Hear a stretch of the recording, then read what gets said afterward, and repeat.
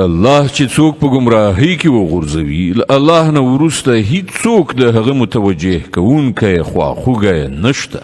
ته به ووینې چې دغه ظالمان چې کله د خدای عذاب وګوري نو به وایي آیا اوس د بیرته ستنېدو لپاره کومه لاره شته؟ او ته به ووینې چې دوی کله دوزخ ته راوستل شي نو خواري وهلي سرکوزي به روان وي او هغه ته به د نظر په اړولو د سترګو په کنجونو سره غلي غلي ګوري.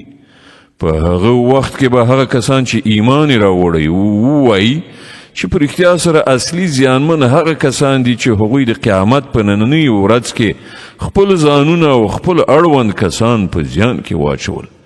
خبردار اوسئ، ظالمان به په همیشني عذاب کې وي او د هغو به هیڅ ملاتړ کوونکي او سرپرستان نه وي چې د الله په مقابل کې د هغو مرستې ته راشي. الله چې څوک په ګمراهۍ کې وغورځوي د هغه لپاره د ژغورنې څه لار نشته.